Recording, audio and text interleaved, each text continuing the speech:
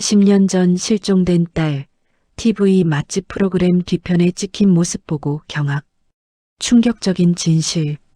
그년이 냄새를 맡고 찾아왔어.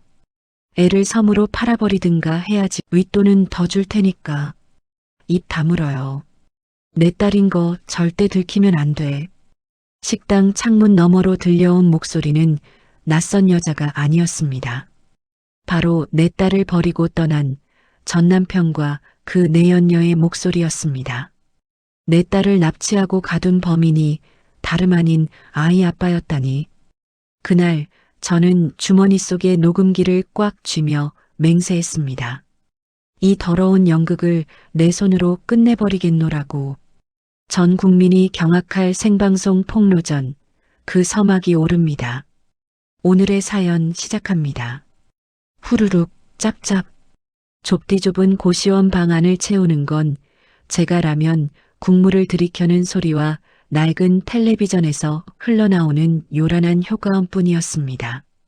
50살이 넘은 나이에 자식 잃고 남편 잃고 남은 거라고는 이 눅눅한 방 한 칸과 불어터진 라면뿐이라니 참 처량하기도 하죠.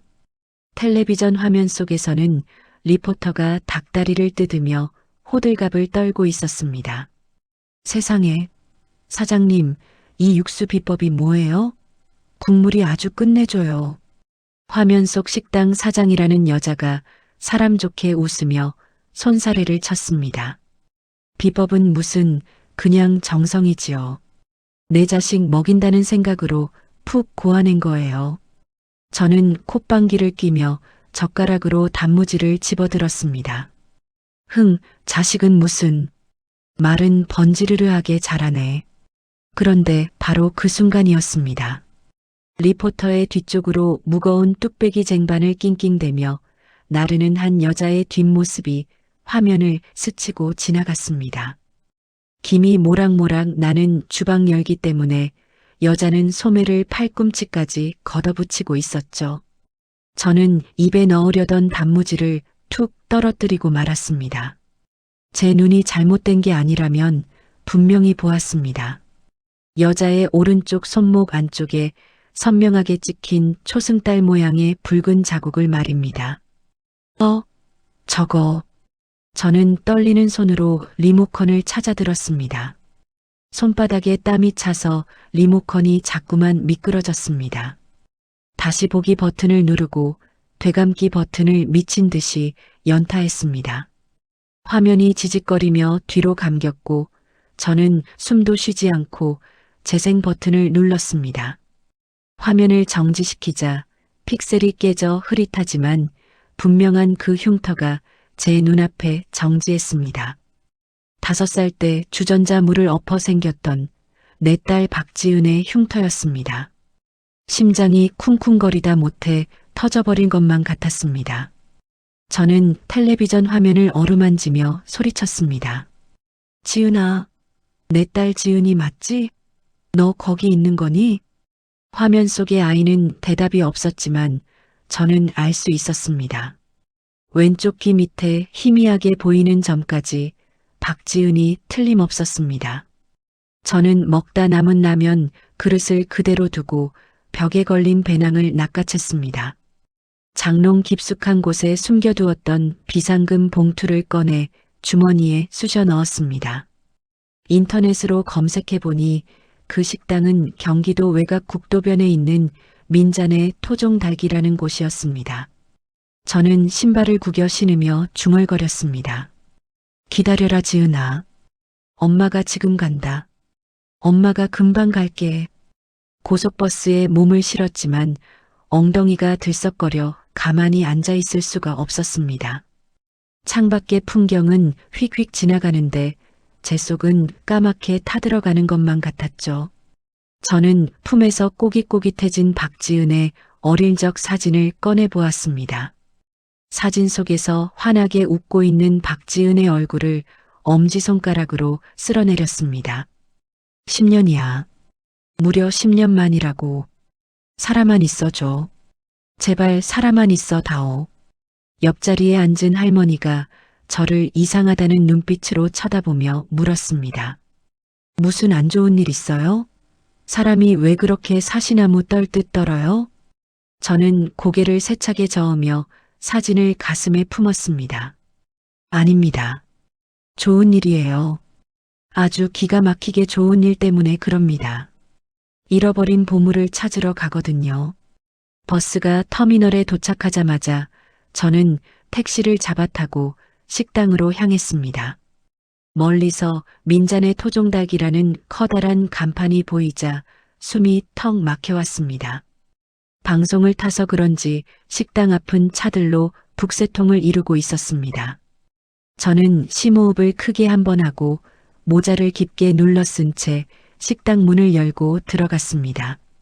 식당 안은 시끄러운 말소리와 음식 냄새로 정신이 하나도 없었습니다. 종업원들이 바쁘게 오가는 통로 쪽에 자리를 잡고 앉았습니다.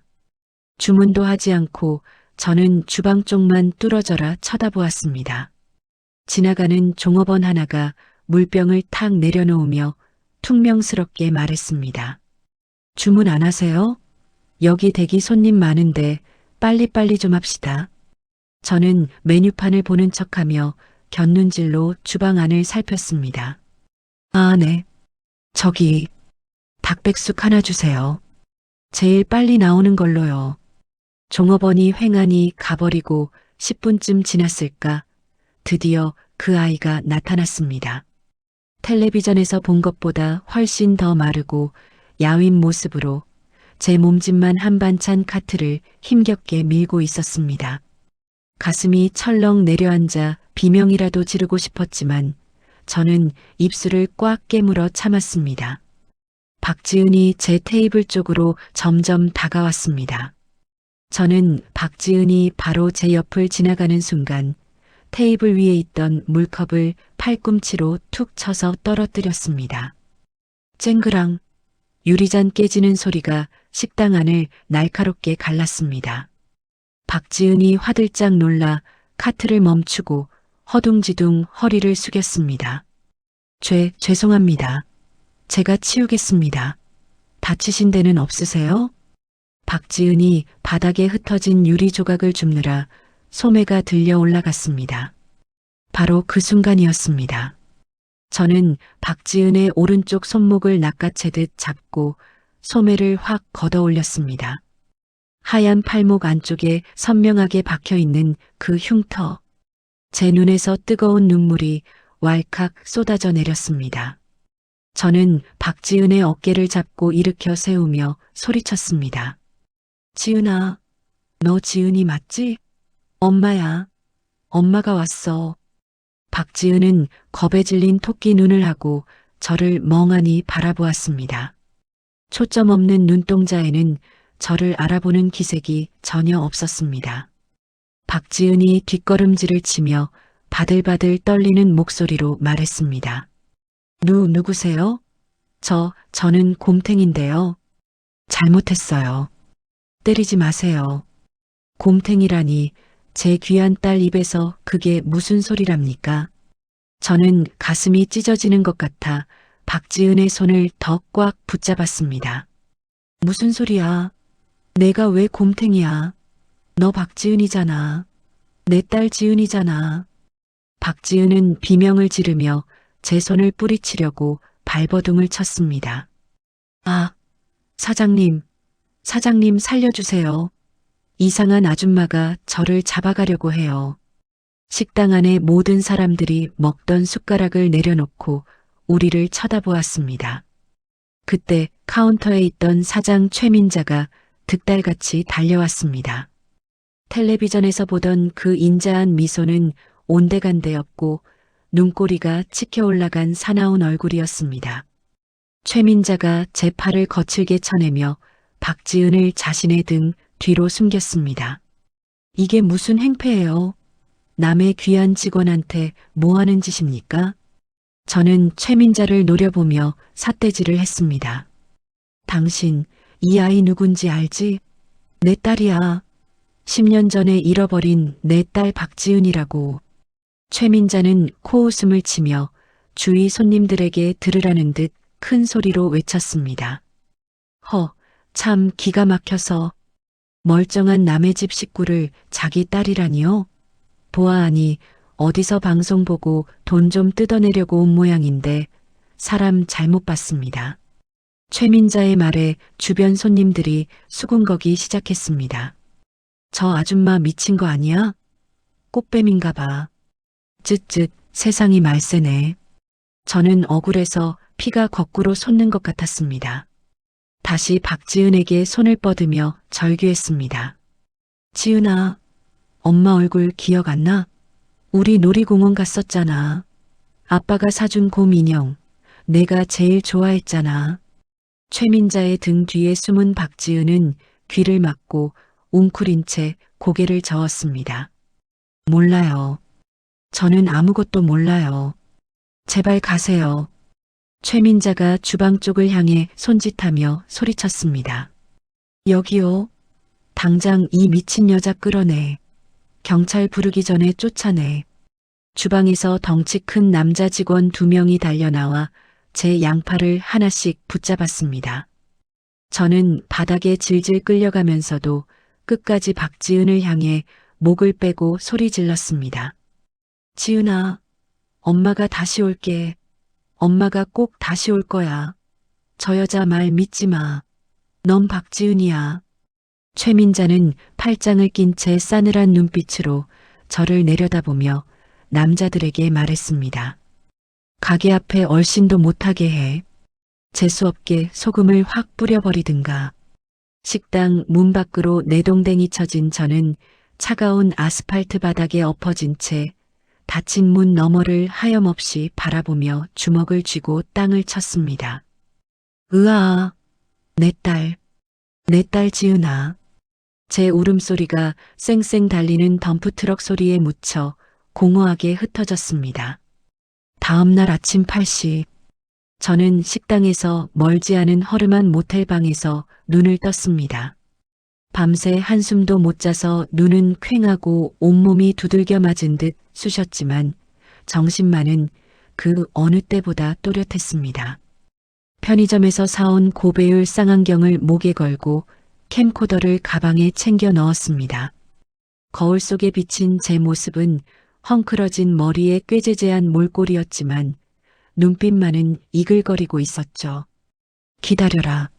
내 딸 눈에서 눈물 나게 한 놈들, 내 손으로 피눈물 쏟게 해줄 테니까. 저는 모텔을 나와 식당 뒷산으로 향했습니다. 사람들 눈에 띄지 않게 덤불숲을 헤치고 올라가 식당 주차장과 뒷마당이 훤히 내려다 보이는 바위 뒤에 자리를 잡았습니다. 차가운 새벽바람이 옷깃을 파고들었지만 추운 줄도 몰랐습니다. 쌍안경을 눈에 갖다 대고 초점을 맞추자 식당 뒷마당의 풍경이 눈앞에 있는 것처럼 선명하게 들어왔습니다. 그리고 잠시 후 저는 제 눈을 의심해야만 했습니다. 저게 사람이 할 짓이야? 뒷마당 수도가에 박지은이 쭈그리고 앉아 있었습니다. 산더미처럼 쌓인 설거지통 앞에서 맨손으로 찬물에 그릇을 닦고 있었습니다. 손은 벌겋게 얼어 터져 있었고 얇은 셔츠 한 장만 걸친 등은 앙상하게 굽어 있었습니다. 그때 뒷문이 벌컥 열리더니 최민자가 빗자루를 들고 나타났습니다. 어제 식당에서 보았던 화려한 사장님의 모습은 온데간데 없고 헐렁한 몸빼 바지를 입은 영락없는 시골 아줌마 모습이었습니다. 최민자가 박지은의 등짝을 빗자루로 내리치며 고래고래 소리를 질렀습니다. 야 이년아, 그릇에 고춧가루 묻어 있잖아. 눈을 어디다 달고 다니는 거야? 짝, 짝.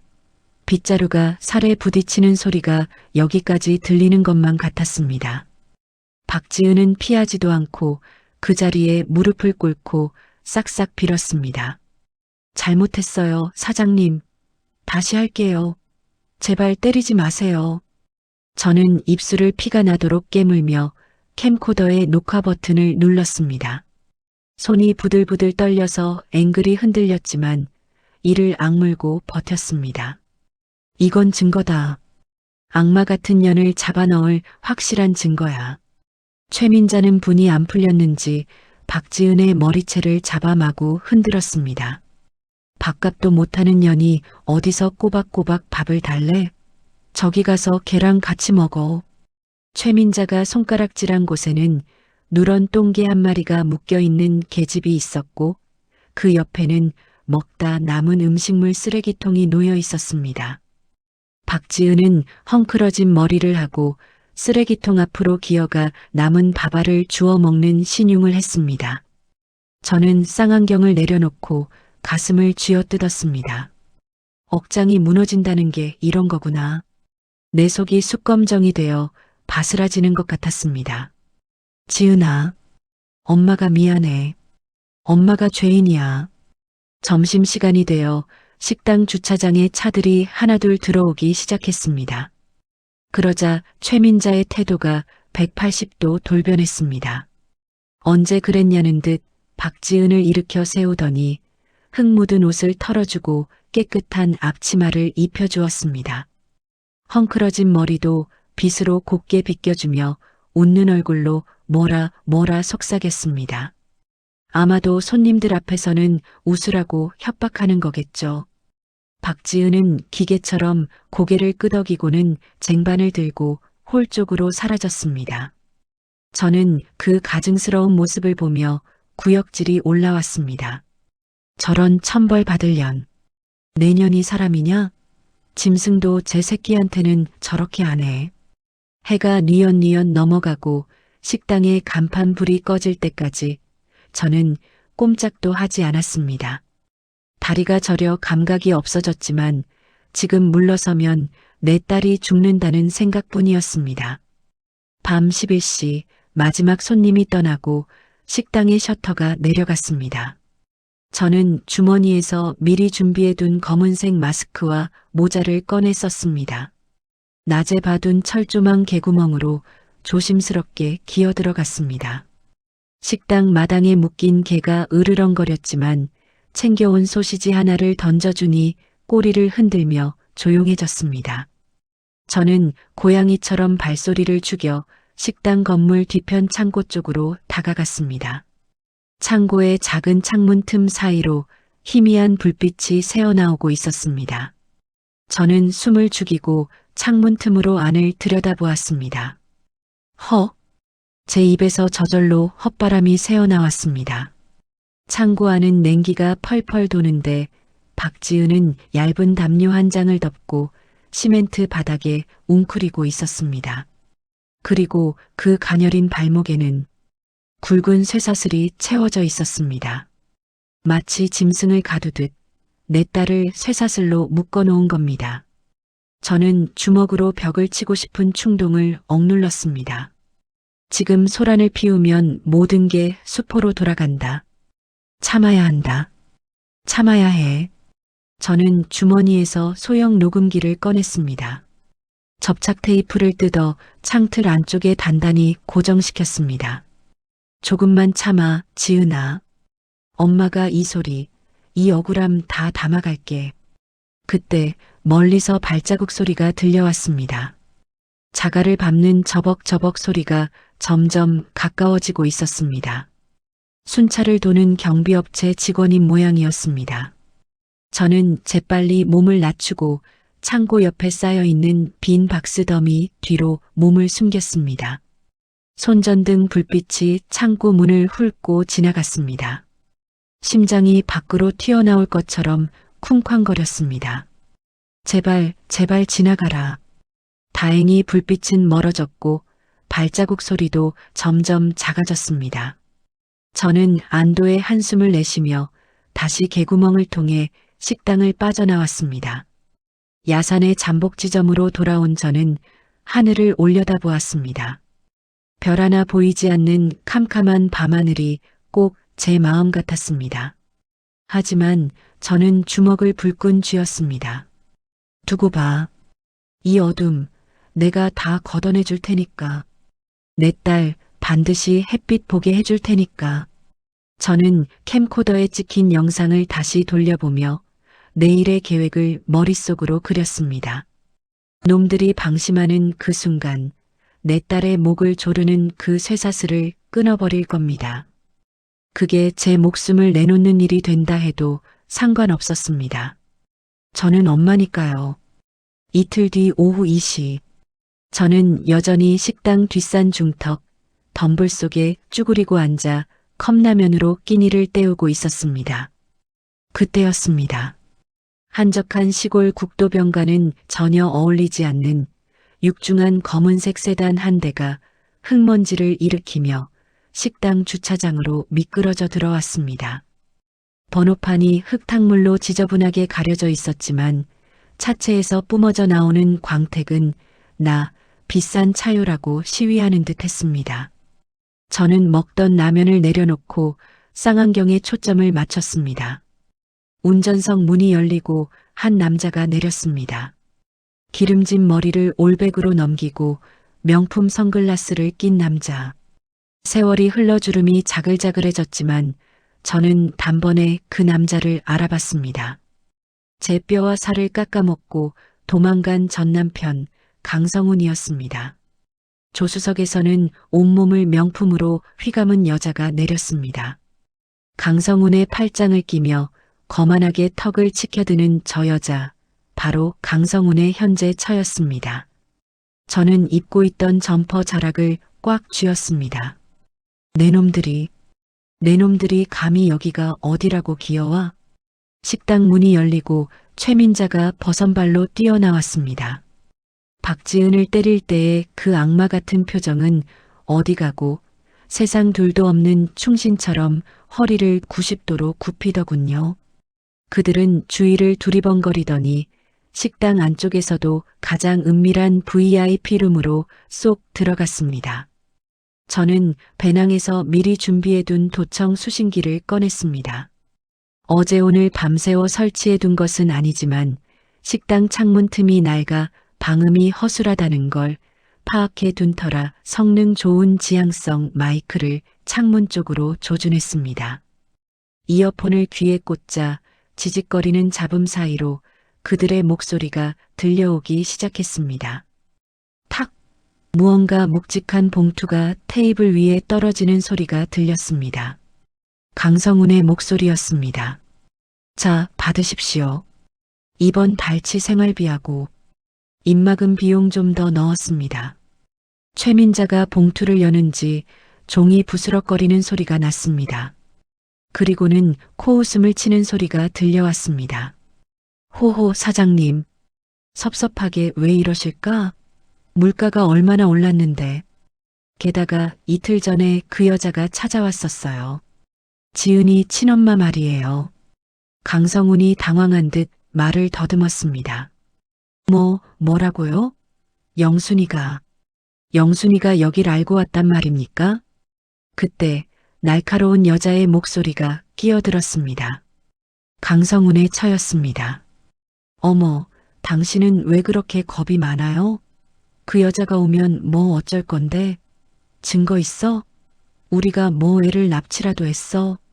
갈 곳 없는 애 걷어준 거잖아. 최민자가 맞장구를 쳤습니다.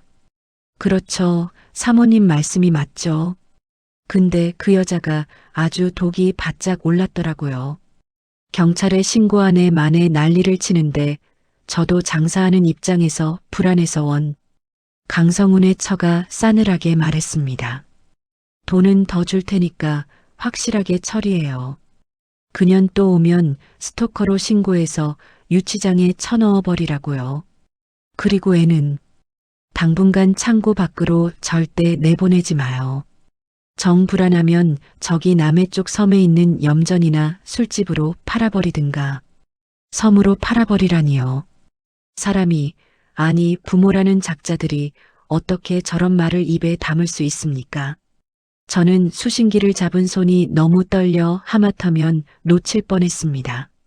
심장이 찢어지는 것 같았지만 이 악물고 녹음 버튼이 제대로 돌아가고 있는지 확인했습니다.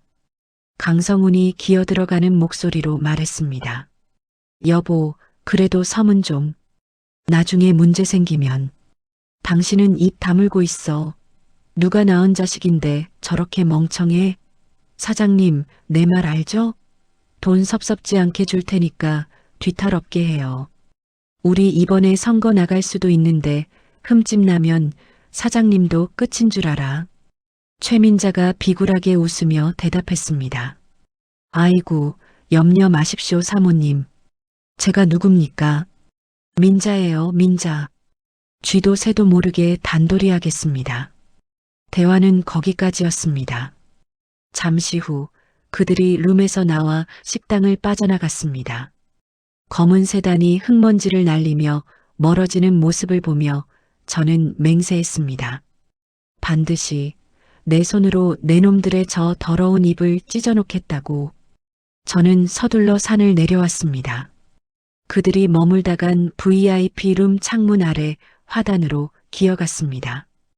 혹시라도 증거가 될 만한 게 있을까 싶어 쓰레기통을 뒤졌습니다. 음식물 쓰레기 냄새가 진동했지만 역겨운 줄도 몰랐습니다.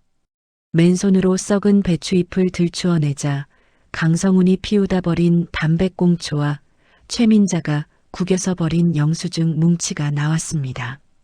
저는 지퍼백을 꺼내 담배꽁초를 조심스럽게 담았습니다. 이건 강성훈이 여기에 왔었다는 움직일 수 없는 증거가 될 겁니다. 영수증에는 날짜와 시간이 찍혀 있었고 그들이 먹은 닭백숙 값과 봉사료라는 명목으로 찍힌 거액의 금액이 적혀 있었습니다. 이것도 중요한 단서가 되겠죠.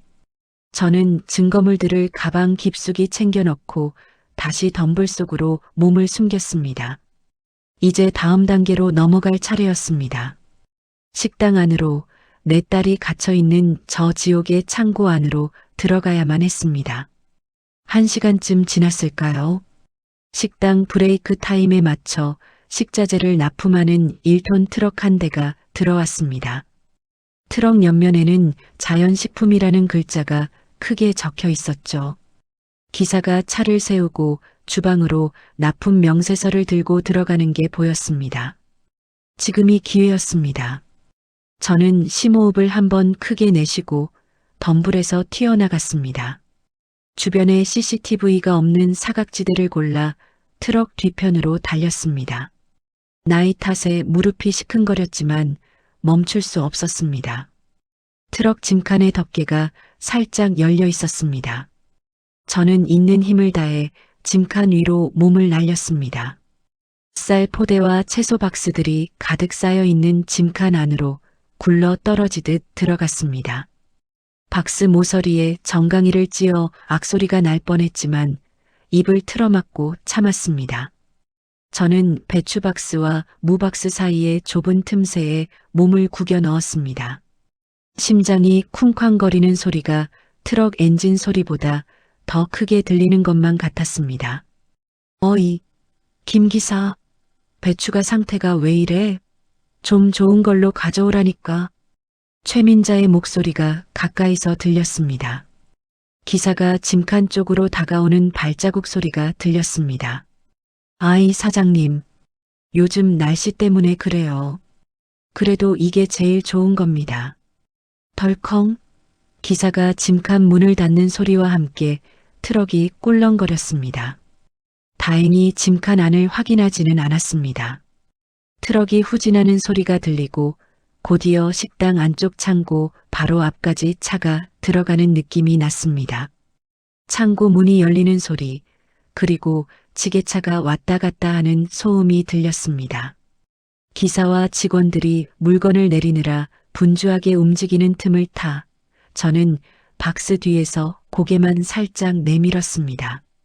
직원들이 쌀 포대를 나르느라 정신이 팔린 사이 저는 트럭에서 미끄러지듯 내려와 창고 안쪽 깊숙한 곳으로 몸을 옮겼습니다. 폐가전 제품과 낡은 의자들이 쌓여있는 구석진 곳, 그곳에 몸을 숨겼습니다. 잠시 후 물건을 다 내린 트럭이 떠나고 창고 문이 닫혔습니다. 철커덕하고 자물쇠가 잠기는 소리가 들리자 창고 안은 완벽한 어둠과 정적에 휩싸였습니다. 저는 주머니에서 작은 손전등을 꺼내 손으로 불빛을 가리며 켰습니다. 희미한 불빛이 창고 바닥을 비쳤습니다. 그리고 저 멀리 박스 더미 뒤쪽 구석에 웅크리고 있는 작은 그림자가 보였습니다. 쇠사슬에 묶인 채 잠들어 있는 내 딸 지은이었습니다. 지은아. 제 입에서 소리 없는 흐느낌이 터져 나왔습니다. 저 가녀린 발목에 채워진 쇠사슬이 마치 제 목을 조르는 것만 같았습니다. 저는 바닥을 기어서 지은이에게 다가갔습니다. 차가운 시멘트 바닥의 냉기가 온몸으로 전해졌지만 제 딸의 체온을 느낄 생각에 가슴이 뜨거워졌습니다. 이제 엄마가 왔어. 조금만 기다려. 이 지옥에서 널 반드시 꺼내줄게. 철커덕. 육중한 자물쇠가 잠기는 소리와 함께 창고 안은 칠흑 같은 어둠에 잠겼습니다. 코를 찌르는 곰팡이 냄새와 냉기만이 감도는 그곳에서 저는 숨소리조차 죽인 채 박스더미 뒤에서 기어 나왔습니다. 무릎이 까져 피가 배어 나왔지만 아픈 줄도 몰랐습니다. 오직 저 구석에 쓰러지듯 잠들어 있는 내 새끼, 지은이에게 닿아야 한다는 생각뿐이었으니까요. 손전등 불빛을 손바닥으로 가려 희미하게 비추며 한 발 한 발 다가갔습니다.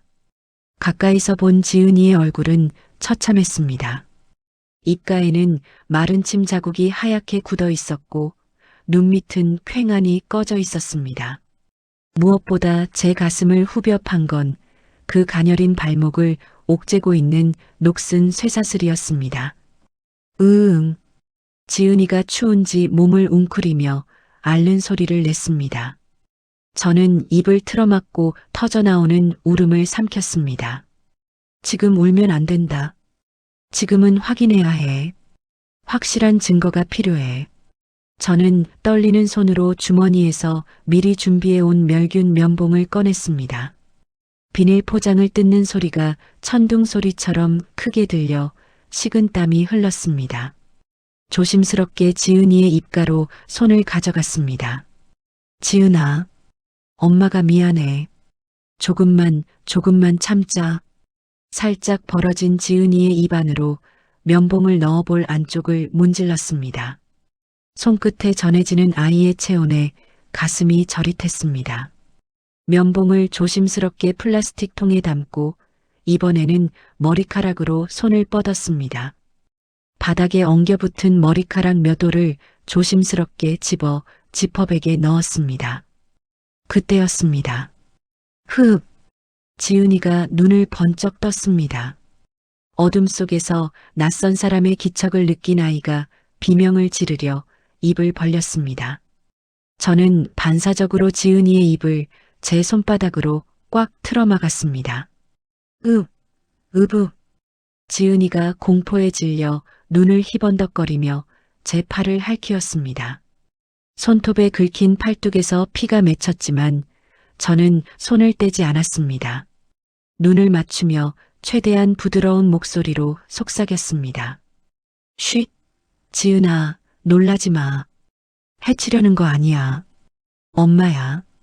엄마가 널 구하러 왔어. 엄마라는 단어에 지은이의 발버둥이 순간 멈칫했습니다. 하지만 여전히 의심과 두려움이 가득한 눈빛이었습니다. 이 아이에게는 엄마라는 단어조차 잊힌 지 오래일지도 모릅니다. 저는 천천히 입에서 손을 떼고 품속 깊이 간직해온 물건 하나를 꺼냈습니다. 꼬질꼬질하게 때가 탄 한쪽 눈알이 떨어진 곰 인형이었습니다. 10년 전 놀이공원에서 잃어버리던 날 지은이가 품에 안고 있었던 그 인형과 똑같은 모델을 어렵게 구한 것이었죠. 자, 이거 봐봐. 이거 기억 안 나? 내가 곰돌이라고 부르면서 매일 안고 잤잖아. 저는 인형을 지은이의 손에 쥐어주었습니다. 지은이는 멍하니 인형을 내려다보았습니다. 떨리는 손가락이 인형의 보들보들한 털을 만지작거렸습니다. 공허하던 지은이의 동공이 지진이 난 듯 흔들리기 시작했습니다. 돌이? 갈라진 목소리가 지은이의 입에서 흘러나왔습니다. 저는 인형의 배를 꾹 눌렀습니다. 사랑해. 기계음 섞인 곰 인형의 목소리가 적막한 창고 안에 울려 퍼졌습니다. 그 순간 지은이의 반응은 폭발적이었습니다. 마치 감전이라도 된 듯 온몸을 비틀며 머리를 감싸쥐었습니다. 으악, 아, 머리야, 내 머리. 지은이가 바닥을 뒹굴며 고통스럽게 비명을 질렀습니다. 저는 당황해서 지은이를 와락 끌어안았습니다. 지은아, 왜 그래? 정신 차려. 엄마야. 지은이는 제 품에서 벗어나려고 몸부림치며 허공을 향해 손을 휘저었습니다. 초점 없는 눈동자가 허공에 무언가를 보고 있는 듯 했습니다. 봉인되어 있던 끔찍한 기억들이 복물 터지듯 밀려오고 있는 게 분명했습니다. 아빠 차. 싫어. 안 탈래. 아빠 어디가? 지은이의 입에서 아빠라는 단어가 튀어나왔습니다. 저는 심장이 덜컥 내려앉았습니다. 강성훈, 그 인간 말종이 지은이를 차에 태워 이곳으로 데려왔던 그날의 기억입니다. 잘못했어요. 솜사탕 안 먹을래요. 집에 갈래요. 엄마한테 갈래요. 지은이가 거품을 물듯 오열하며 제 옷자락을 쥐어뜯었습니다. 17살 여고생이 아니라 7살 어린아이로 돌아간 듯한 말투였습니다. 저는 피눈물을 삼키며 지은이의 등을 쓸어내렸습니다. 그래. 엄마한테 가자. 엄마가 데려갈게. 이제 아무 걱정 마. 그때였습니다. 창고 문 밖에서 자박거리는 발자국 소리가 들려왔습니다. 개 짖는 소리와 함께 누군가의 날카로운 목소리가 들렸습니다. 뭐야? 창고에서 무슨 소리 안 들렸어? 최민자였습니다. 등골이 오싹해졌습니다. 지금 들키면 모든 게 끝장입니다. 저는 급히 지은이의 입을 다시 막고 귀에 대고 빠르게 속삭였습니다. 지은아, 잘 들어. 엄마가 지금은 가야 해. 하지만 내일 꼭 다시 올 거야. 저 나쁜 아줌마가 널 괴롭히지 못하게 할 거야. 알았지? 이 인형 꼭 안고 있어. 지은이는 땀범벅이 된 얼굴로 저를 쳐다보며 고개를 끄덕였습니다. 눈빛이 조금 전과는 달랐습니다. 저를 알아보는 눈빛, 살려달라고 애원하는 그 간절한 눈빛이었습니다. 저는 떨어지지 않는 발걸음을 억지로 떼며 창고 안쪽 환풍구가 있는 곳으로 달렸습니다. 낡은 박스들을 치우자 녹슨 환풍구 덮개가 나왔습니다. 제가 미리 헐겁게 풀어놓았던 나사를 돌려 덮개를 열고 몸을 구겨 넣었습니다. 기익. 창고의 철문이 열리는 소리가 들렸습니다. 손전등 불빛이 창고 안을 훑쳤습니다. 이게 무슨 소리야? 곰탱이 너 방금 소리 질렀어? 최민자의 목소리가 등 뒤에서 들려왔습니다. 저는 숨을 멈추고 환풍구 통로를 기어갔습니다. 지은이의 목소리가 들렸습니다. 꿈 꿨어요. 귀신 나오는 꿈. 시끄러워. 조용히 안 해? 내일 방송국 사람들 오는데 눈 붓기만 해봐. 밥 굶길 줄 알아. 쿵. 문이 다시 닫히는 소리를 듣고서야 저는 안도의 한숨을 내쉬었습니다. 개구멍을 통해 식당 밖으로 빠져나온 저는 흙투성이가 된 옷을 털지도 않고 뛰었습니다. 큰 길까지 달려가 지나가는 택시를 잡아탔습니다. 기사님, 서울로 가주세요. 아니, 제일 빠른 퀵서비스 센터로 가주세요. 택시기사가 백미러로 저를 힐끔거렸습니다. 아줌마 몰골이 말이 아닌데 무슨 일 있어요? 돈은 얼마든지 드릴 테니까 빨리만 가주세요. 사람 목숨이 달린 일이에요. 퀵서비스 센터에 도착해 면봉과 머리카락이 든 봉투를 건넸습니다. 수신처는 강남에 있는 사설 유전자 분석 센터였습니다. 이거 특급으로 보내주세요. 내일 오전까지는 무조건 결과 나와야 합니다. 웃돈 드릴게요. 아이고, 알겠습니다. 오토바이로 쏘면 금방 갑니다. 퀵서비스 오토바이가 굉음을 내며 사라지는 걸 보고서야 다리가 풀려 주저앉았습니다. 다시 모텔방으로 돌아온 저는 벽에 붙여놓은 전지 위에 매직으로 크게 썼습니다. D-데이. 바로 내일입니다. 식당 구조도, 방송 카메라 위치, 최민자의 동선, 그리고 배전반의 위치까지 머릿속으로 수백 번 시뮬레이션을 돌렸습니다. 창문 밖으로 동이 터오고 있었습니다. 잠을 잘 수가 없었습니다. 초조하게 핸드폰만 바라보며 시간을 확인했습니다. 띠링. 짧은 문자 알림음이 정적을 깼습니다. 심장이 멎을 것만 같았습니다. 떨리는 손으로 문자 메시지를 열었습니다. 유전자 분석센터에서 온 결과 통보였습니다. 유전자 분석 결과 보고서. 검체 어기명수나 검체 비박지은의 친자관계 성립 확률 99.99% 친자관계가 확실함. 흑. 핸드폰을 가슴에 품고 바닥에 엎드려 통곡했습니다. 알고 있었지만 눈으로 확인하니 가슴이 미어질 듯 아파왔습니다. 내 딸이다. 내 뱃속으로 낳아 금지옥엽 키운 내 딸이 맞다. 그 귀한 자식을 짐승보다 못한 취급을 하며 가둬놓다니. 용서할 수 없다. 절대로 용서 못해. 저는 눈물을 닦고 벌겋게 충혈된 눈으로 거울을 보았습니다. 강성훈, 최민자, 그리고 내 마누라까지. 벽에 붙어있는 달력의 오늘 날짜에 빨간색 매직으로 동그라미를 쳤습니다. 매직 잉크가 피처럼 번져나갔습니다. 내일 방송이 너희들의 제삿날이 될 거다. 똑똑히 지켜봐라. 저는 배낭을 챙겼습니다. 노트북, HDMI 케이블, 그리고 녹음기와 USB. 전쟁터로 나가는 장수의 심정으로 신발끈을 꽉 조여 매었습니다. 이제 더 이상 숨어서 지켜보는 일은 없습니다. 내일 아침 해가 뜨면 저는 그 악마들의 소굴로 당당하게 걸어 들어갈 것입니다. 내 딸의 손을 잡고 그 지옥 같은 곳을 박살내고 나오겠습니다. 방송 당일 오전 9시. 식당 앞마당은 아침부터 전쟁터를 방불케 했습니다. 방송국 로고가 커다랗게 박힌 중계차들이 굉음을 내며 들어오고 굵은 케이블 선들이 뱀처럼 바닥에 깔렸습니다. 조명탑이 세워지고 카메라맨들이 분주하게 뛰어다니는 모습이 정신을 쏙 빼놓았죠. 저는 식당 건너편 덤불숲에서 그 광경을 지켜보며 깊은 심호흡을 했습니다. 가방에서 미리 준비한 옷가지를 꺼냈습니다. 동대문 시장을 뒤져서 구한 방송국 스태프들이 입는 것과 색깔이며 디자인이 똑같은 베이지색 조끼였습니다. 거기에 검은색 캡 모자를 눌러쓰고 마스크까지 착용하니 영락없는 현장 스태프처럼 보였습니다.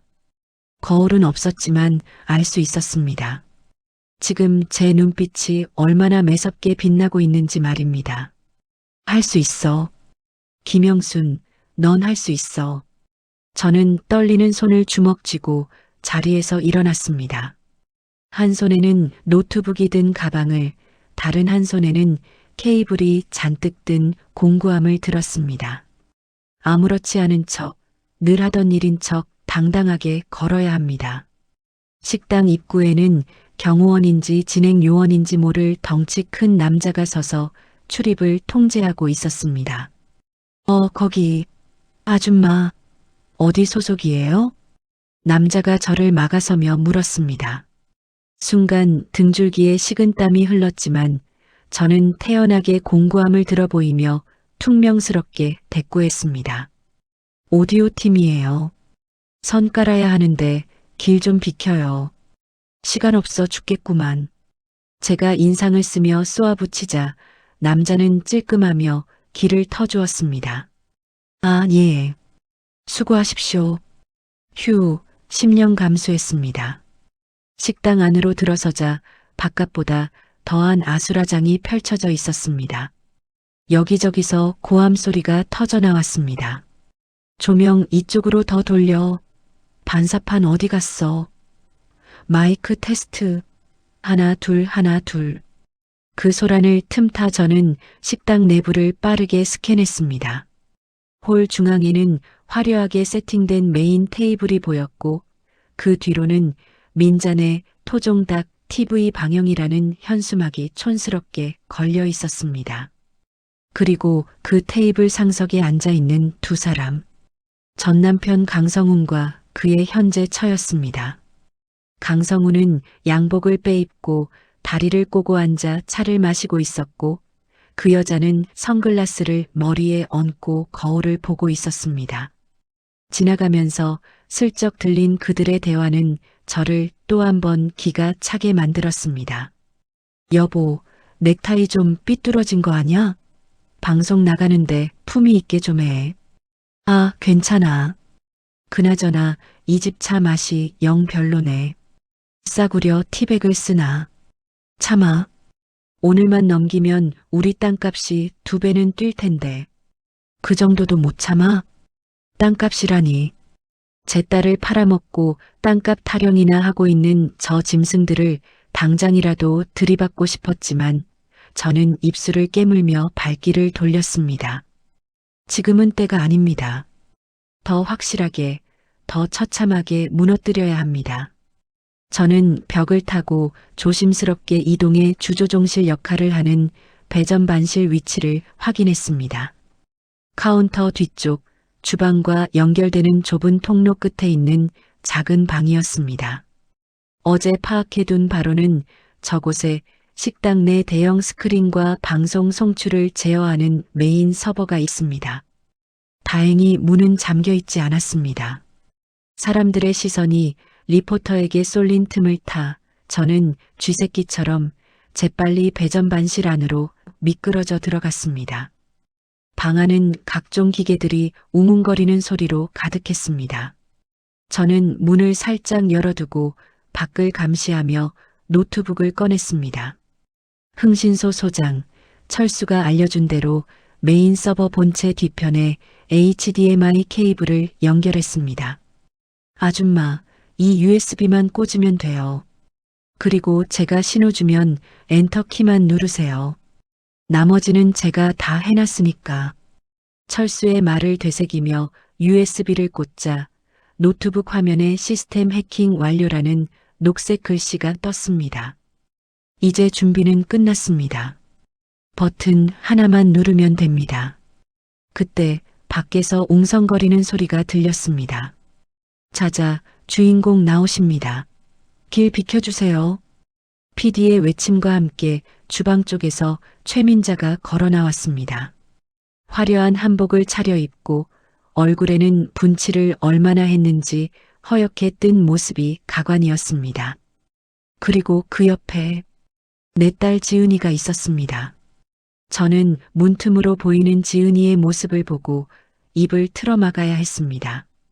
어제까지만 해도 꾀죄죄하던 아이에게 깨끗한 원피스를 입혀놓았더군요. 하지만 아이의 상태가 이상했습니다. 눈은 반쯤 풀려 있고 걸음걸이가 비틀거리는 게 마치 술 취한 사람 같았습니다.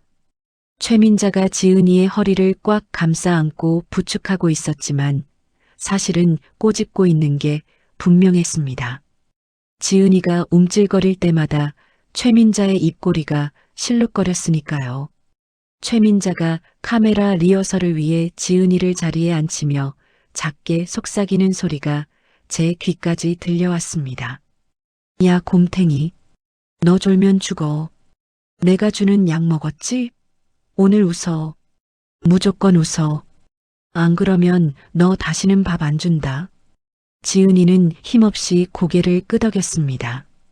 초점 없는 눈으로 허공을 응시하며 기계적으로 입꼬리를 올리는 모습이 마치 고장난 인형 같았습니다.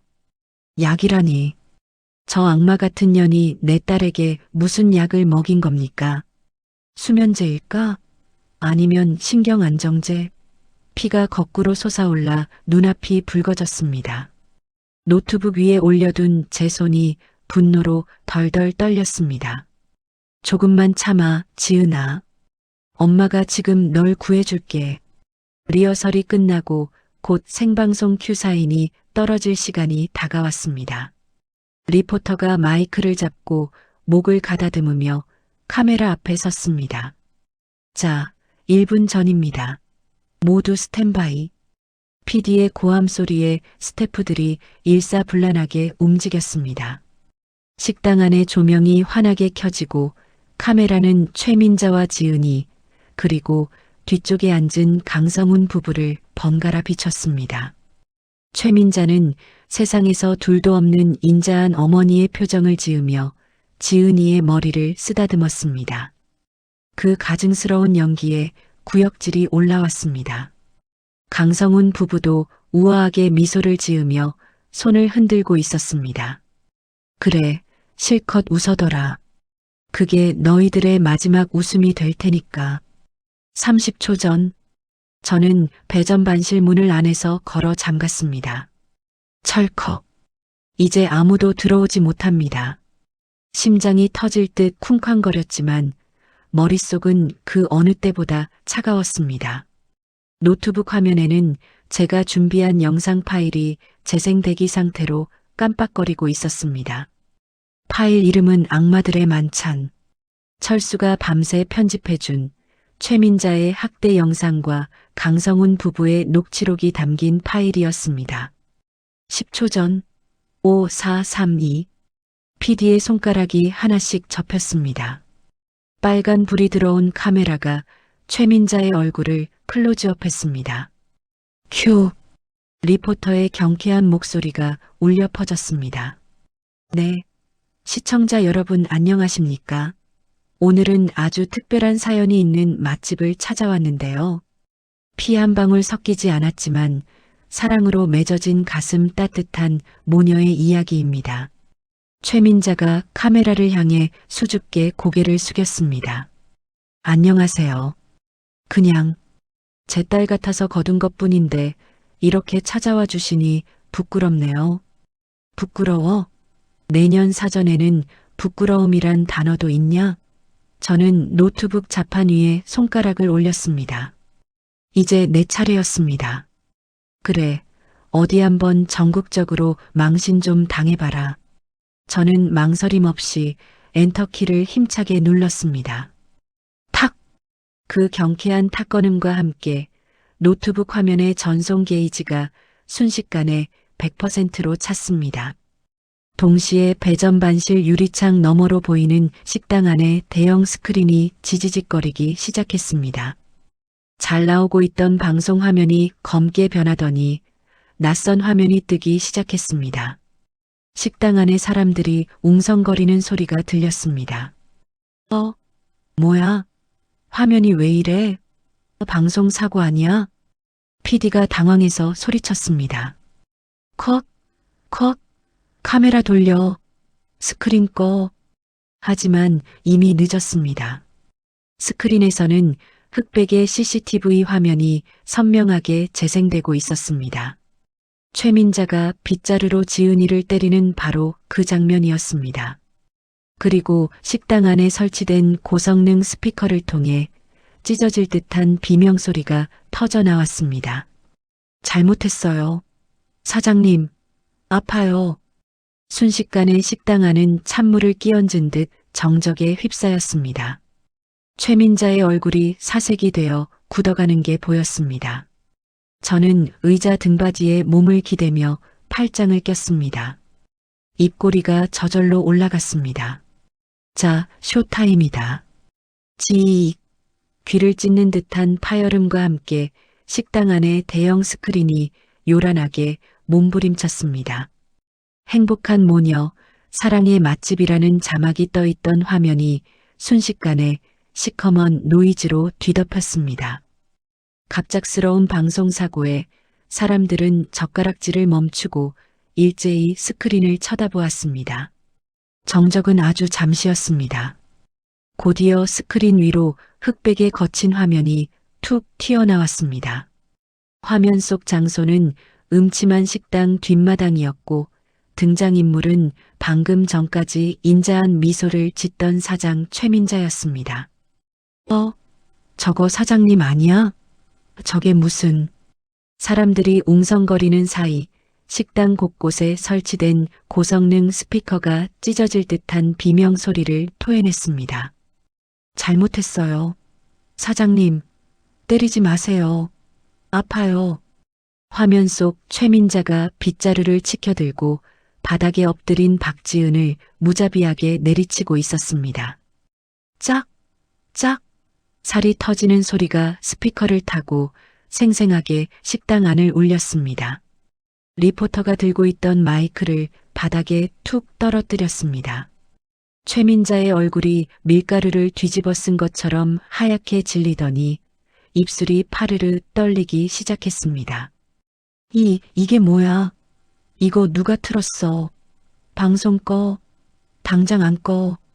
최민자가 악을 쓰며 스크린 쪽으로 달려들었습니다. 하지만 저는 배전반실 의자에 깊숙이 몸을 파묻고 다음 버튼을 눌렀습니다. 이번에는 화면이 바뀌며 오디오 파일이 재생되었습니다.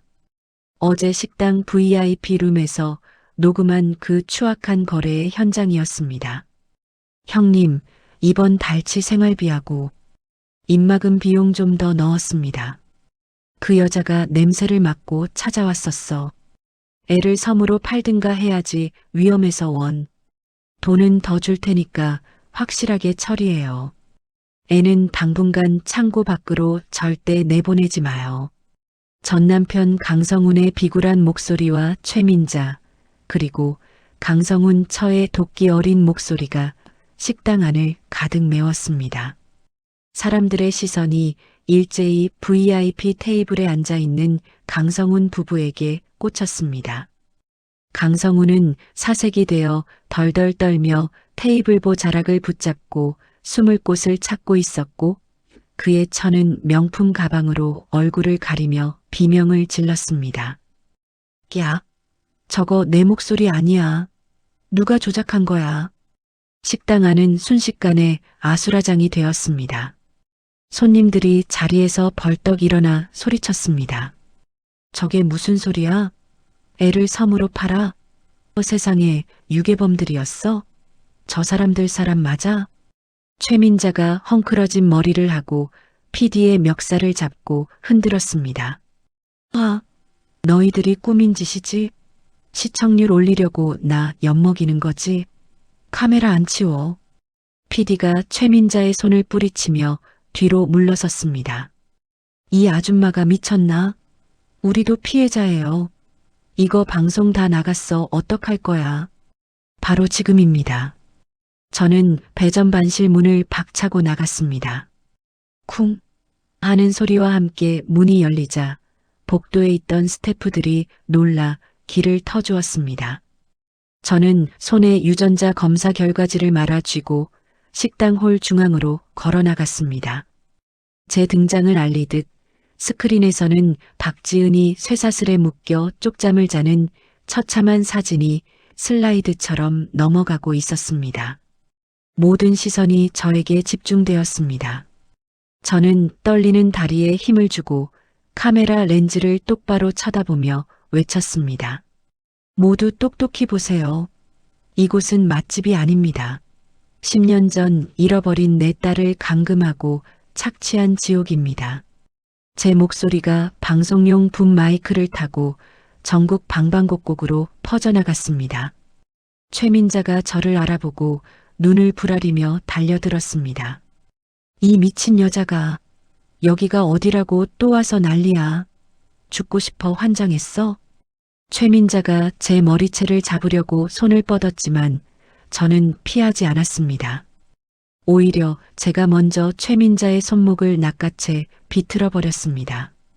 10년 동안 길바닥에서 구르며 억척같이 살아온 제 악력을 무시하지 마십시오. 아, 이거 안 나? 내년이 내 딸한테 한 짓에 비하면 이건 간지러운 수준이지. 어디 한번 더 찢어봐. 내 추악한 주둥아리 내가 찢어줄 테니까.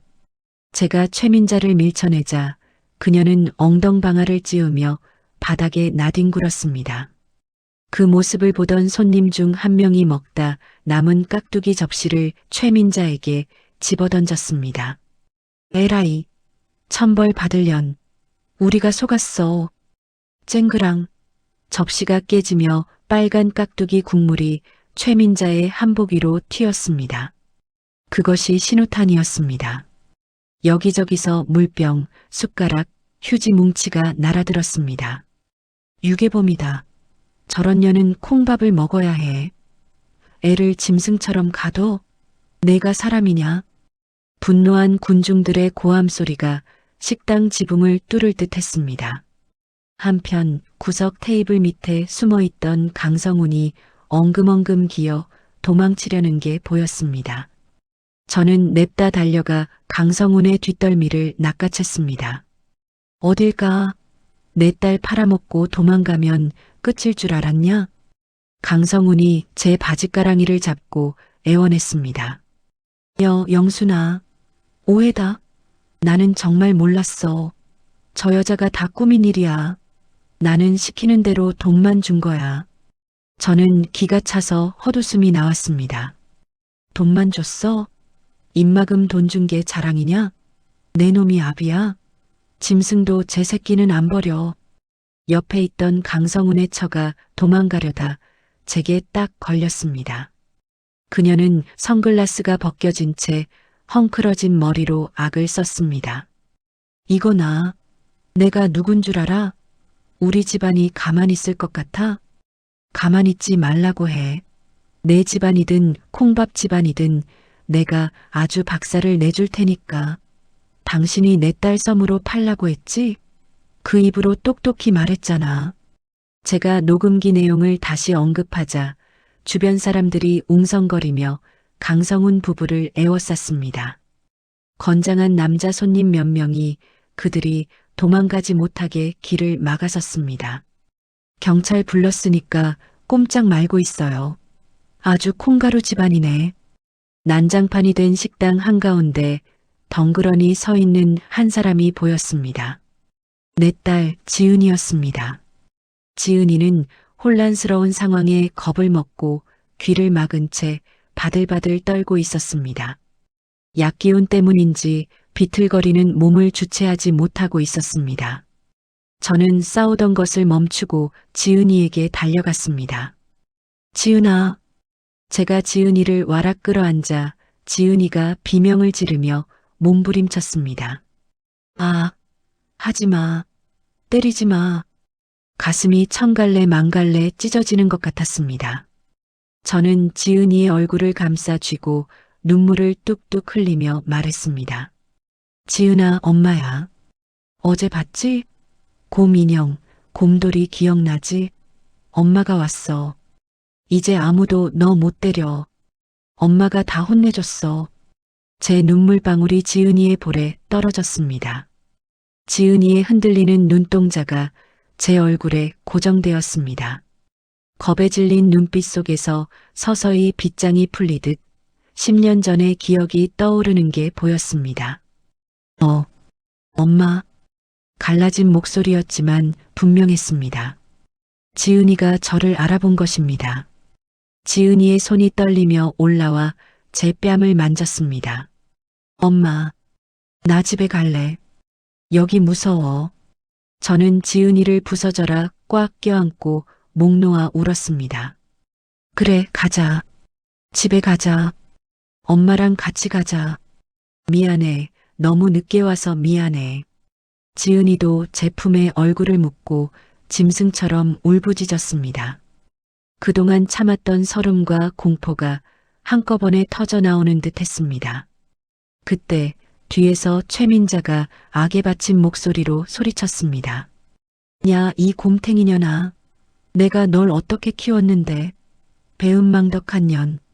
최민자가 깨진 병 조각을 들고 우리 모녀에게 달려들었습니다. 광기 어린 눈빛이 섬뜩했습니다. 위험해. 누군가가 소리쳤습니다. 저는 본능적으로 몸을 돌려 지은이를 제 등 뒤로 감쌌습니다.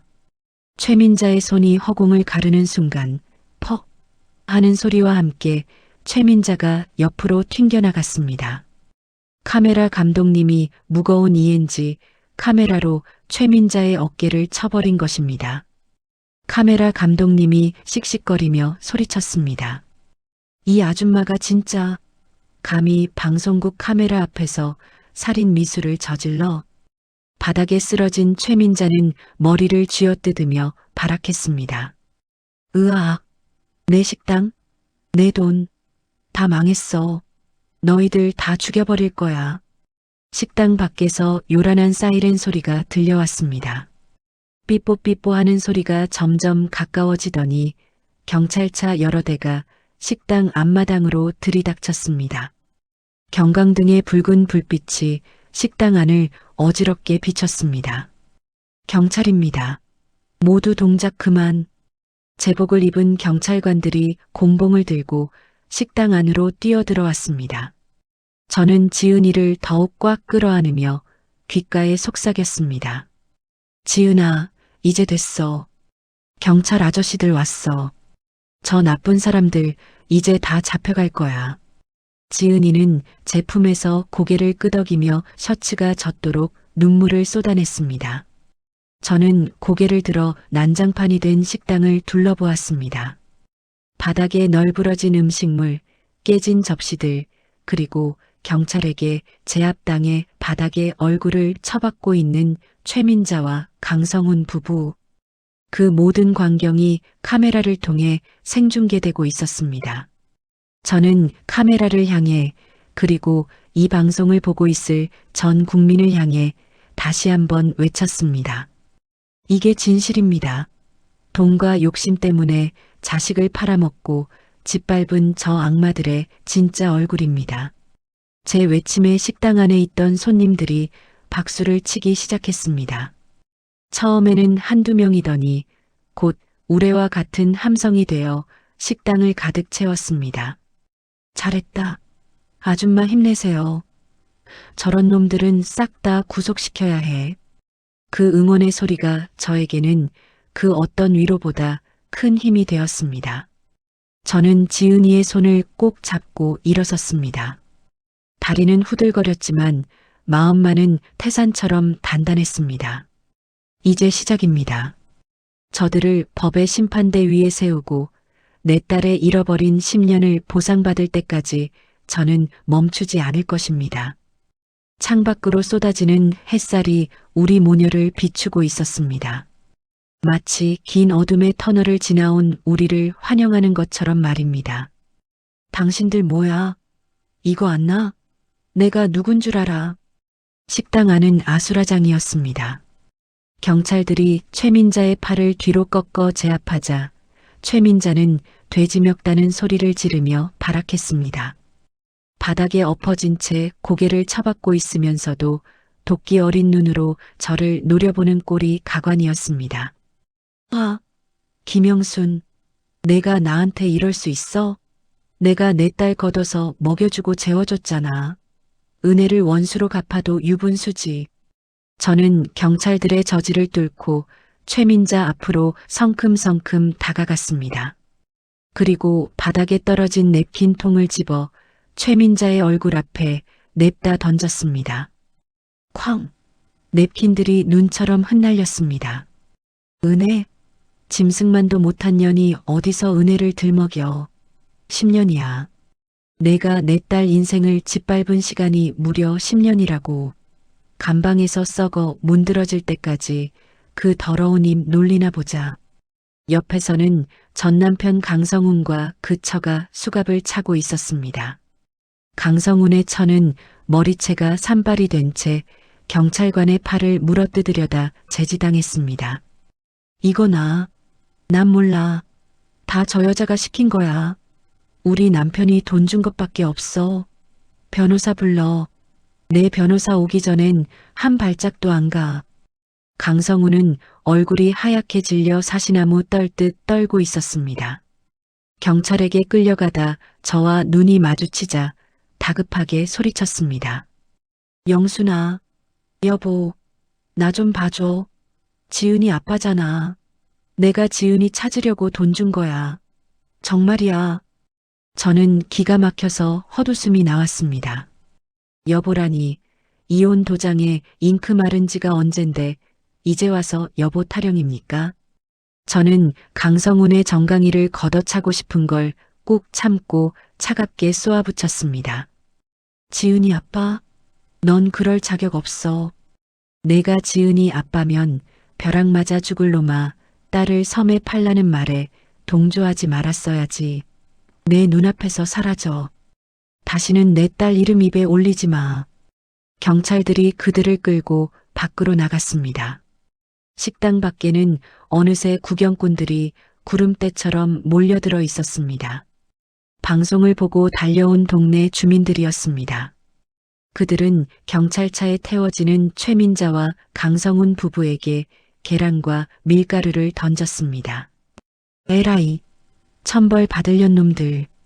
퇴, 더러운 놈들 가서 콩밥이나 실컷 먹어라. 퍽, 퍽. 날계란이 최민자의 얼굴에서 터져 노른자가 줄줄 흘러내렸습니다. 최민자가 악을 쓰며 욕을 퍼부었지만 사람들의 함성에 묻혀버렸습니다.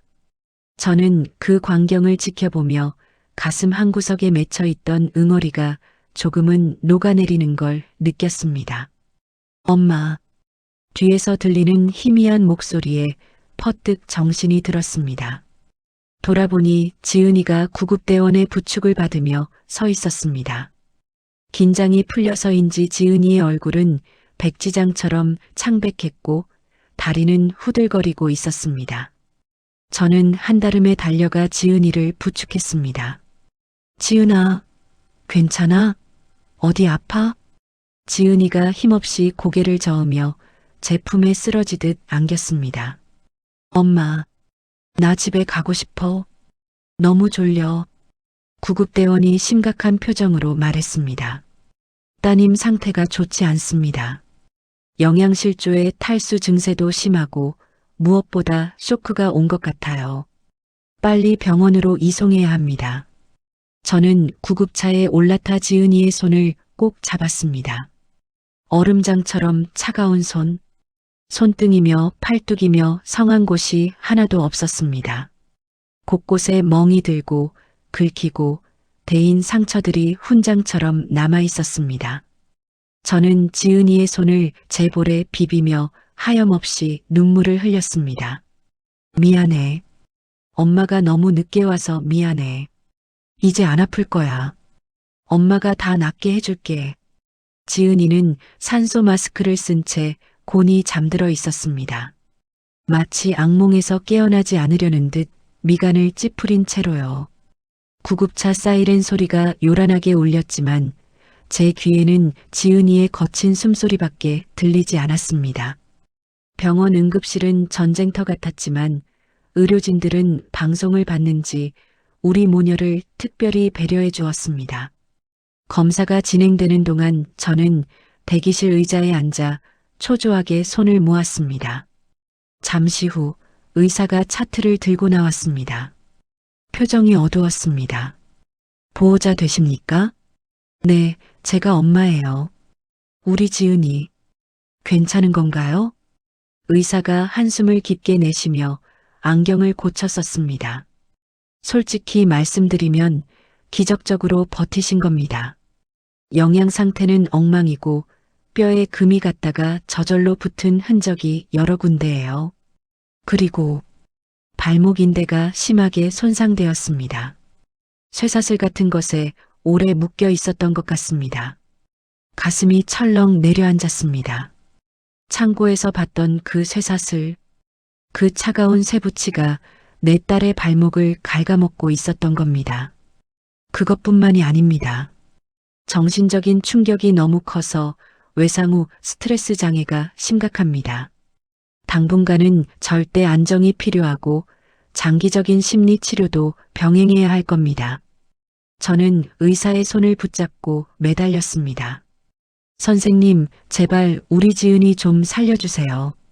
예전처럼 웃을 수 있게만 해주세요. 제가 뭐든지 다 할게요. 의사가 제 손을 따뜻하게 잡아주며 고개를 끄덕였습니다. 최선을 다하겠습니다. 어머니도 기운 내셔야 따님을 돌보죠. 식사라도 좀 하세요. 병실로 옮겨진 지은이는 링거를 꽂고 깊은 잠에 빠져 있었습니다. 저는 지은이의 머리맡을 지키며 물수건으로 아이의 얼굴을 닦아주었습니다. 10년 전 잃어버릴 때의 그 앳된 모습이 아직 남아 있었습니다. 병실 벽에 걸린 TV에서는 뉴스 속보가 흘러나오고 있었습니다. 뉴스 속보입니다. 오늘 오전 유명 맛집 프로그램 생방송 도중 충격적인 사실이 폭로되었습니다. 천사 사장으로 알려진 최모 씨가 실종된 여성을 10년간 감금하고 학대한 혐의로 긴급 체포되었습니다. 화면에는 제가 폭로했던 영상과 함께 경찰서로 연행되는 최민자의 모습이 나오고 있었습니다. 최민자는 마스크로 얼굴을 가린 채 고개를 숙이고 있었고 기자들이 마이크를 들이대며 질문을 쏟아냈습니다. 혐의 인정하십니까? 피해자에게 할 말 없습니까? 최민자는 아무 대답도 하지 않았지만 저는 알 수 있었습니다. 저 마스크 속에서 여전히 억울하다며 이를 갈고 있을 거라는 거요. 이어서 앵커가 강성훈 부부에 대한 소식도 전했습니다. 또한 피해자의 친부인 강모 씨와 계모도 유괴를 사주하고 금품을 건넨 혐의로 함께 체포되었습니다. 경찰은 이들에 대해 구속영장을 신청할 방침입니다. 속이 다 시원했습니다. 전 국민이 다 봤으니 이제 놈들은 꼼짝없이 도간에 든 쥐입니다. 그 어떤 비싼 변호사를 써도 빠져나가지 못할 겁니다. 똑똑. 병실 문이 조심스럽게 열리고 형사 2명이 들어왔습니다. 식당에서 최민자를 체포했던 그 형사들이었습니다. 어머니, 좀 어떠십니까? 따님은요? 저는 자리에서 일어나 정중하게 인사를 했습니다. 네, 형사님들 덕분에 무사합니다. 정말 감사합니다. 형사가 수첩을 꺼내며 말했습니다. 힘드시겠지만 간단하게 피해자 진술을 좀 받아야 해서요. 녹음하신 파일하고 영상 원본도 제출해 주셔야 합니다. 저는 가방에서 USB와 녹음기를 꺼내 형사에게 건넸습니다. 여기 다 있습니다. 놈들이 내뱉은 말 한마디, 숨소리 하나까지 다 들어있어요. 이걸로 저 인간들 세상 빛 못 보게 할 수 있는 거죠? 형사가 증거물을 받아 챙기며 비장한 표정으로 대답했습니다. 걱정 마십시오. 이 정도 증거면 빼도 박도 못합니다. 납치, 감금, 폭행, 아동학대, 거기에 방송 방해죄까지 형량이 어마어마하게 나올 겁니다. 저희가 아주 탈탈 털어서 콩밥 질리도록 먹게 해드리겠습니다. 조사를 마치고 형사들이 돌아간 뒤 저는 창가에 섰습니다. 병원 밖은 이미 어둠이 내려앉아 있었습니다. 창문에 비친 제 얼굴은 늙고 초라했지만 눈빛만은 살아있었습니다. 이제 시작입니다. 저들이 법의 심판을 받고 죗값을 치르는 그날까지 저는 두 눈 부릅뜨고 지켜볼 겁니다. 엄마. 지은이가 잠꼬대처럼 저를 불렀습니다. 저는 얼른 침대로 다가가 지은이의 손을 잡았습니다. 오냐, 엄마 여기 있어. 아무데도 안 가. 지은이가 실눈을 뜨고 저를 바라보며 힘겹게 미소를 지었습니다. 엄마, 배고파. 엄마가 해준 김치찌개 먹고 싶어? 그 말에 눈물이 핑 돌았습니다. 10년 전 지은이가 제일 좋아하던 게 바로 제 김치찌개였습니다. 기억하고 있었구나. 잊지 않았구나. 그래. 퇴원만 해봐. 엄마가 김치찌개도 해주고 계란말이도 해주고 우리 지은이 먹고 싶은 거 다 해줄게. 산더미처럼 해줄게. 저는 지은이의 머리를 쓰다듬으며 다짐했습니다. 이제 다시는 너를 굶기지 않겠다. 다시는 춥게 하지 않겠다. 남은 내 인생 전부를 바쳐서라도 너를 지켜주겠다. 병실 창밖으로 둥근 보름달이 떠올랐습니다. 유난히 밝은 달빛이 우리 모녀를 비추고 있었습니다. 마치 10년 만에 다시 만난 우리를 축복해주는 것처럼 말입니다. 길고 길었던 악몽의 밤이 지나고 이제 진짜 새벽이 오고 있었습니다.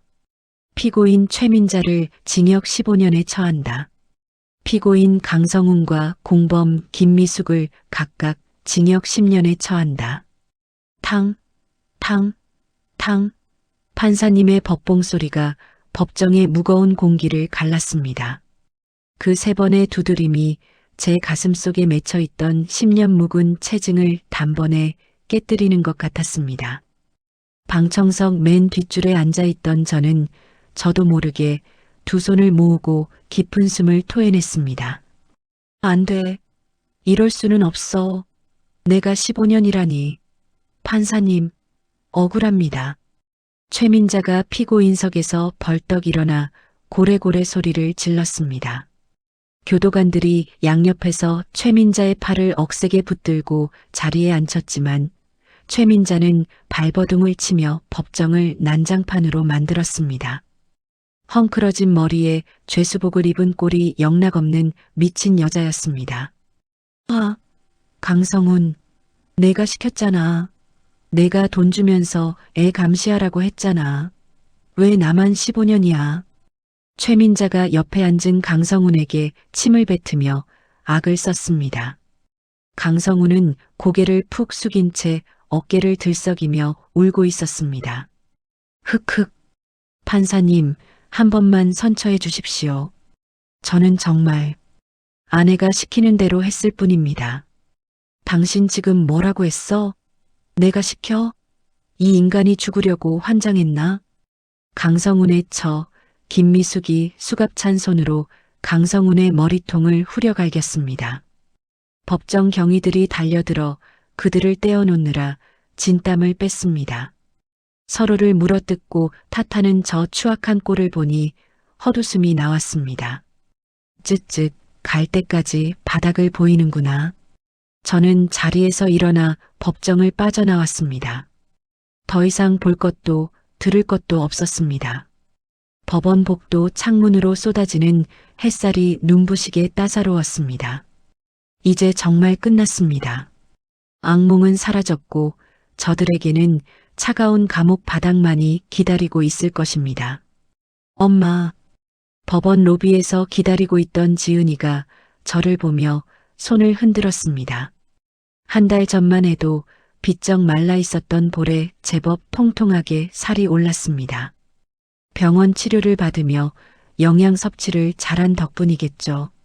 무엇보다 그 죽어있던 눈동자의 생기가 돌고 있다는 게 꿈만 같았습니다. 저는 지은이에게 다가가 헝클어진 앞머리를 정리해 주었습니다. 많이 기다렸지? 다리 안 아파? 지은이가 배시시 웃으며 제 팔짱을 꼈습니다. 아니야, 하나도 안 힘들어. 엄마, 이제 다 끝난 거지? 저 사람들 이제 못 나오는 거지? 그럼 그렇고 말고 아주 오랫동안 못 나올 거야. 아니, 나와도 우리 앞에 얼씬도 못해. 지은이가 안심한 듯 제 어깨에 머리를 기대며 말했습니다. 다행이다. 엄마, 우리 이제 어디가? 저는 지은이의 손을 잡고 법원 정문을 나섰습니다. 시원한 바람이 불어와 제 옷깃을 스쳤습니다. 바다 보러 가자. 아주 조용하고 예쁜 바닷가 마을로 가서 우리끼리 알콩달콩 사는 거야. 한 달 뒤 우리는 연고도 없는 남해의 작은 바닷가 마을에 자리를 잡았습니다. 국가에서 나온 범죄 피해자 지원금과 최민자에게 받아낸 손해배상금으로 작은 가게 하나를 얻었습니다.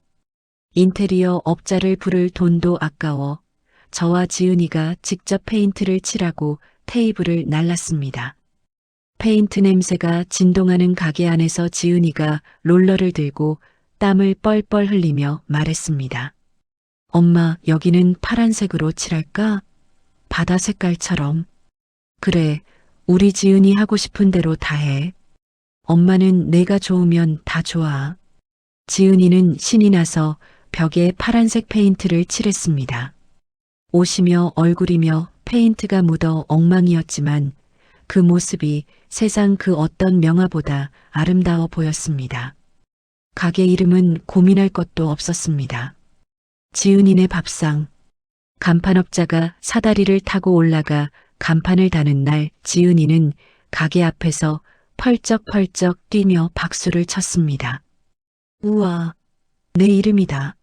엄마, 진짜 내 가게야? 그럼 우리 사장님 가게지.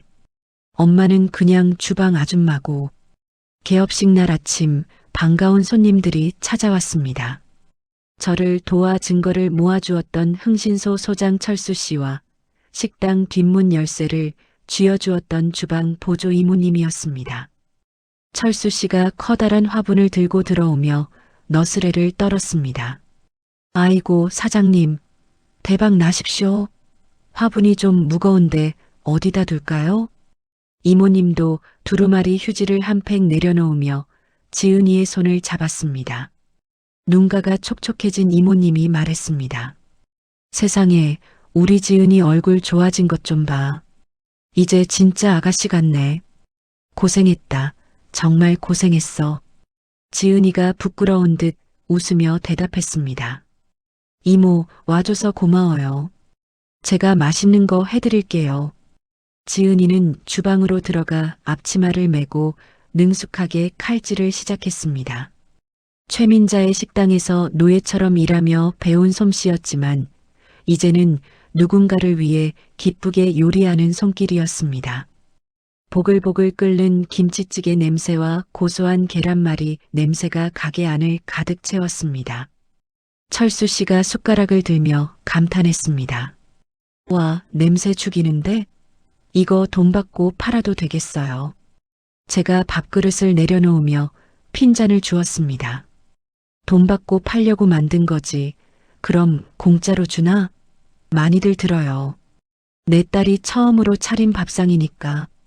점심시간이 되자 동네 사람들이 하나둘 가게 문을 열고 들어왔습니다. 처음 보는 낯선 손님들이었지만 지은이는 더 이상 겁을 먹고 숨지 않았습니다. 어서 오세요. 몇 분이세요? 지은이의 목소리가 꾀꼬리처럼 맑고 힘찼습니다. 물병을 나르고 주문을 받는 손길이 제법 야무졌습니다. 손님 한 분이 김치찌개를 한술 뜨더니 엄지를 치켜 세웠습니다.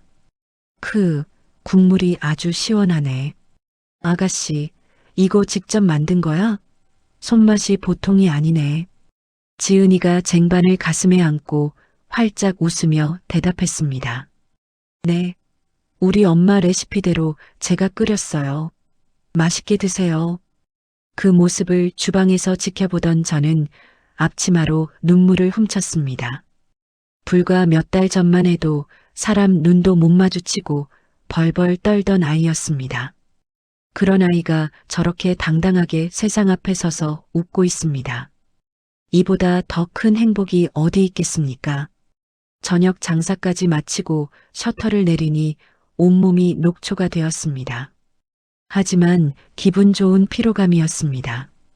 지은이와 저는 가게 앞 방파제에 나란히 앉아 편의점에서 사온 아이스크림을 까먹었습니다. 밤바다의 파도 소리가 철썩철썩 자장가처럼 들려왔습니다. 저 멀리 수평선에는 오징어잡이 배들의 불빛이 반짝거리고 있었습니다. 엄마, 지은이가 아이스크림을 먹다 말고 저를 불렀습니다. 응? 왜 그래, 지은아? 지은이가 제 어깨에 머리를 기대며 밤하늘을 올려다보았습니다. 나, 이제 진짜 행복해. 꿈만 같아. 다시는 그 무서운 꿈 안 꿀 것 같아. 저는 먹다 남은 아이스크림을 내려놓고 지은이의 어깨를 감싸 안았습니다. 그래, 이제 꿈 아니야. 이게 진짜 내 인생이야. 앞으로는 좋은 꿈만 꾸고 맛있는 것만 먹고 예쁜 것만 보고 살자. 지은이가 제 손을 잡고 깍지를 꼈습니다. 따뜻한 온기가 손바닥을 통해 심장까지 전해졌습니다. 10년 동안 멈춰 있었던 제 시계가 다시 째깍째깍 돌아가는 소리가 들리는 듯 했습니다. 엄마, 내일은 무슨 반찬 할까? 시장 가서 고등어 싱싱한 거 사다가 조림할까? 좋지. 무 숭숭 썰어 넣고 칼칼하게 졸이면 밥도둑이지. 내일 아침 일찍 시장 가자. 응, 엄마랑 같이 시장 가는 거 너무 좋아. 우리는 아이스크림 막대를 쓰레기통에 버리고 자리에서 일어났습니다. 가로등 불빛이 우리 모녀의 그림자를 길게 늘어뜨렸습니다. 두 개의 그림자가 하나로 겹쳐지며 나란히 집으로 향하는 길. 그 길 끝에는 따뜻한 불빛이 새어나오는 우리 집이 기다리고 있었습니다. 저는 밤하늘에 뜬 별을 향해 조용히 속삭였습니다. 고맙습니다. 지켜주셔서 고맙습니다. 이제 저 아이 눈에서 눈물 날 일 없게 제가 목숨 걸고 지키겠습니다. 지은이의 콧노래 소리가 밤바다 바람을 타고 멀리 멀리 퍼져나갔습니다. 길고 길었던 어둠의 터널을 지나 우리는 비로소 환한 빛 속으로 걸어 들어갔습니다. 이제 진짜 시작입니다. 여러분, 오늘 영순 씨의 처절하고도 감동적인 복수극 어떻게 들으셨나요? 자식을 위해서라면 지옥불에도 뛰어드는 것이 바로 우리네 엄마의 마음인가 봅니다. 10년이라는 긴 세월 포기하지 않고 딸을 구해낸 그 위대한 모정에 저절로 고개가 숙여집니다. 돈과 탐욕에 눈이 멀어 천륜을 저버린 악한 사람들은 결국 법의 심판을 받았고 서로의 손을 꼭 잡은 모녀는 남해의 푸른 바다 앞에서 새로운 희망을 찾았습니다. 어둠은 결코 빛을 이길 수 없다는 말이 오늘따라 더 가슴 깊이 와닿네요. 지은이가 끓여준 따뜻한 김치찌개처럼 두 사람의 앞날이 이제는 배부르고 등 따스한 행복으로만 가득 채워지길 진심으로 응원합니다. 혹시 지금 힘든 시간을 보내고 계신 분이 있다면 오늘 영순 씨의 이야기를 떠올리며 힘을 내셨으면 좋겠습니다. 끝까지 포기하지 않는다면 언젠가 반드시 쨍하고 해 뜰 날은 찾아올 테니까요. 이야기를 끝까지 들어주신 분이 계시다면 잘 들었다고 댓글 하나만 남겨주세요. 감사합니다.